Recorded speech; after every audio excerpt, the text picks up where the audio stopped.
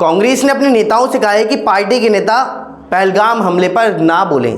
सुरक्षा का हवाला देते हुए यह बयान दिया गया है और साथ ही साथ कांग्रेस का कहना है कि हम देश के सामने जो बड़ी चुनौती आई है इस चुनौती के साथ में खड़े हुए हैं और बीजेपी का भी साथ देंगे अगर वह चाहेगी तो। लेकिन इस मामले के अंदर अभी हाल फिलहाल कौन कौन से नेताओं ने क्या क्या बयान दिए थे और अब किस तरह से राजनीति गर्मा चुकी है, दिखाएंगे इस रिपोर्ट में।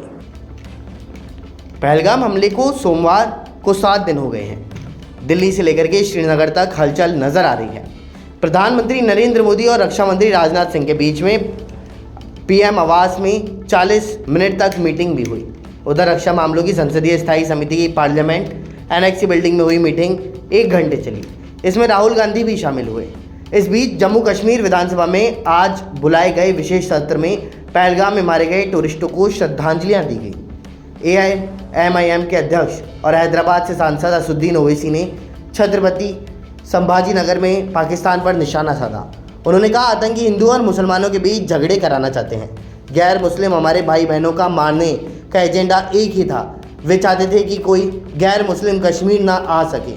22 अप्रैल को पहलगाम में आतंकियों ने 26 लोगों की हत्या की थी और इस पूरे मामले के ऊपर बता दें कि 17 पाकिस्तानी यूट्यूब चैनल्स को भी केंद्र सरकार ने बैन कर दिया है। इनमें cricketer Shoaib Akhtar, Dawn News, Samaa TV और जियो न्यूज़ भी शामिल है। वहीं सरकार का कहना है कि ये चैनल्स भारत और सुरक्षा एजेंसियों के खिलाफ झूठी और भ्रामक खबरें चला रहे हैं। भारत और फ्रांस के बीच में राफेल डील साइन हो चुकी है। इसी बीच भारत को 63,000 करोड़ रुपए में अब राफेल मिलते हुए नजर आएंगे 26। इन राफेल के माध्यम से पहलगाम हमले में जो ये अभी हाल फिलहाल देश में राजनीति गरमाई हुई है उसको लेकर के एक के बाद एक हथियारों का जखीरा बढ़ाया जा रहा है। हथियारों की टेस्टिंग की जा रही है। बॉर्डर के ऊपर तैनाती भी हद से ज़्यादा हो गई है। वहीं दूसरी तरफ बात करें तो कुछ एक पाकिस्तानी चैनल्स को, यूट्यूब चैनल्स हैं, उनको बैन भी कर दिया गया है। इसमें बड़ा चैनल का नाम शोएब अख्तर का भी है जो यूट्यूब चैनल चला रहे थे। साथ ही क्या क्या कार्रवाइयाँ इसके ऊपर अब तक हुई हैं पहलगाम हमले को लेकर के दिखाएंगे इस रिपोर्ट में। भारत और फ्रांस के बीच में सोमवार को नई दिल्ली में 26 राफेल मरीन विमानों की डील साइन हो गई है। भारत की तरफ से रक्षा सचिव राजेश कुमार सिंह ने डील पर साइन किए। डील के तहत भारत फ्रांस से 22 सिंगल सीटर विमान और 4 डबल सीटर विमान खरीदेगा।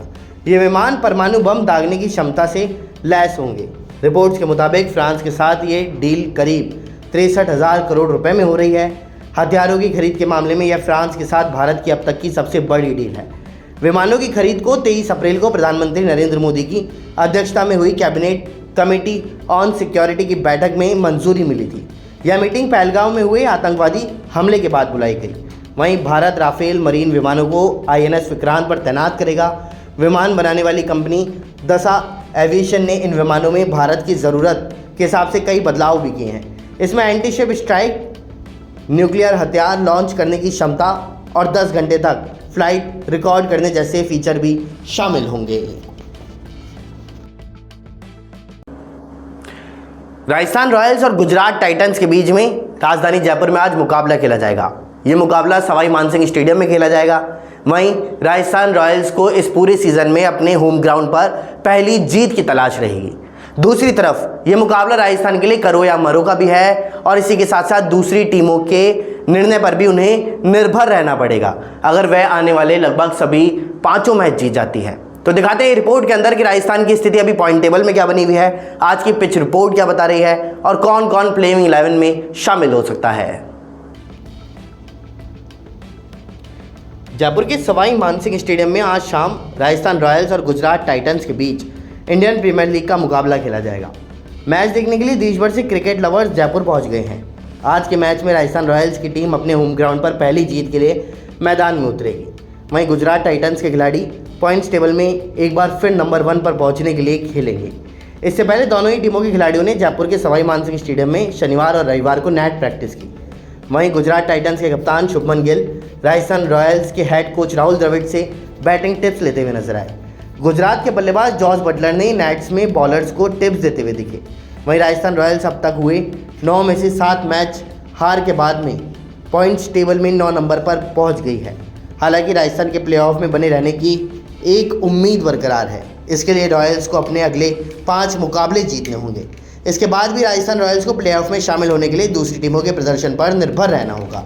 वहीं राजस्थान रॉयल्स अपने 5 में से किसी भी मैच में हार जाती है तो प्लेऑफ में जाने की संभावना पूरी तरह खत्म हो जाएगी।